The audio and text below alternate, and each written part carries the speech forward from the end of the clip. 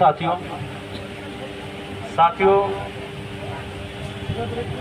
काफ़ी दिन से डॉक्टर रितु जी को मैं देखता था फेसबुक पे, यूट्यूब पे, और वो समाज की लड़ाई लड़ती थी। पिछले दिनों जैसे बबीता फोगाट और ये बजरंग पुनिया और एक और वो लड़की, क्या नाम था, साक्षी मलिक है, उनके आंदोलन में जिस तरह बहन ने बड़ी बढ़ चढ़ कर भाग लिया, और उसी तरह पहले भी काफ़ी आंदोलनों में ये भाग लेती रही।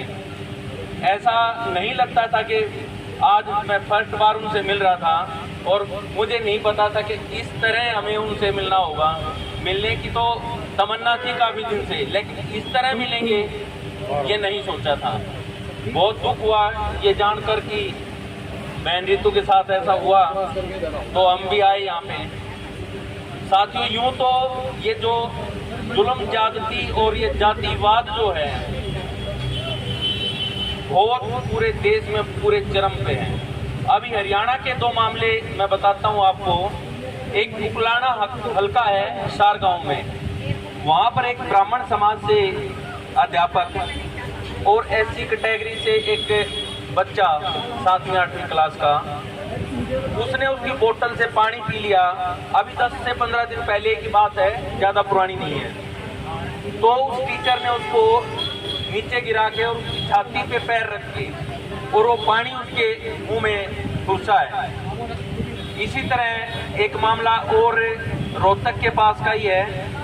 अभी शाम को ही मैं गया था, 13.5 साल की मासूम बच्ची अपने वाल्मीकि समाज से, और उसके साथ भी दबंगों ने वही निर्दयता की रात को उठाया। ये जातिवाद देश से जा नहीं रहा है। इस देश को कहते तो है कृषि प्रधान देश, लेकिन मेरा मानना है कि कृषि प्रधान देश नहीं, ये जाति प्रधान देश है। इसमें जो भी होता है जाति देखकर होता है। अभी बहन रितु के साथ जो हुआ वो जाति के कारण हुआ।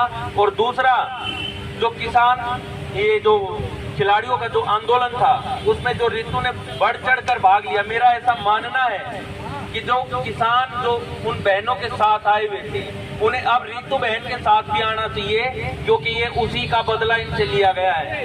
ये कोई यूनिवर्सिटी का मामला नहीं है, ये मामला यही है कि जो रितु बहन है वो अपने सामाजिक आंदोलनों को जंतर मंतर से जाके उठाती हैं और उसके अपने लोगों के लिए बोलती हैं। ये उसी का नतीजा है जो इनके साथ ऐसा हुआ है। दूसरा कोई कारण मुझे नजर नहीं आता।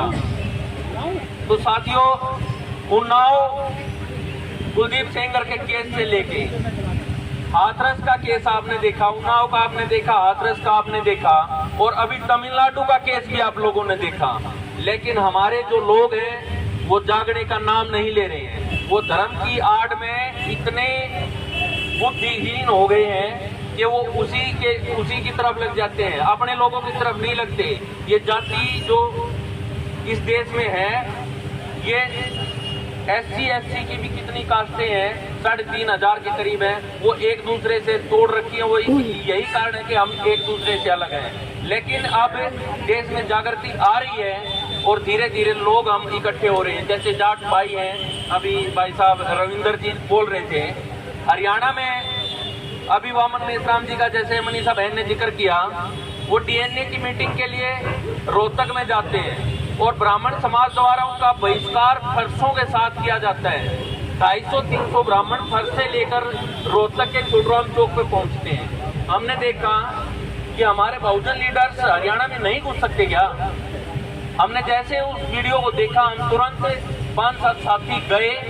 हमने पहुंचना तो उनके पास ही था, लेकिन कुछ साथी बीच में मिल गए। वो बोले कि नहीं, आमने सामने नहीं, जिस तरह वो कर रहे हैं आप भी उसी तरह करो। तो हमने भी मीडिया वालों को बुलाया और हमने उसी टाइम रखा कि 11 अप्रैल को महम के 24 के चबूतरे पे हम वामन मेश्राम जी को बुलाएंगे और किस माई के लाल में दम है वो रोक के दिखाना। और वामन मेश्राम जी हरियाणा में गए और आज कम से कम वो 10 प्रोग्राम 11 अप्रैल के बाद 10 प्रोग्राम हरियाणा में कर चुके हैं। तो साथियों, हम लोग जब तक, मेरा बताने का अभिप्राय सिर्फ इतना था, जब तक हम लोग इनसे डरते रहेंगे, चुप बैठते रहेंगे, तब तक ये हमारे ऊपर अत्याचार करते रहेंगे। और जब तक हम इनका डटकर मुकाबला नहीं करेंगे, ये अत्याचार बढ़ता ही रहेगा। जिस तरह बहन रितु ने यहाँ पे मोर्चा खोल दिया है। हम तन मन और धन तीनों चीजों से रितु बहन के साथ हैं। जब भी कॉल करेंगे, जितना बड़ा कार्यक्रम करें, उसी अनुसार हम भी रोहतक से अपने साथियों को लेकर यहाँ पर पहुंचेंगे।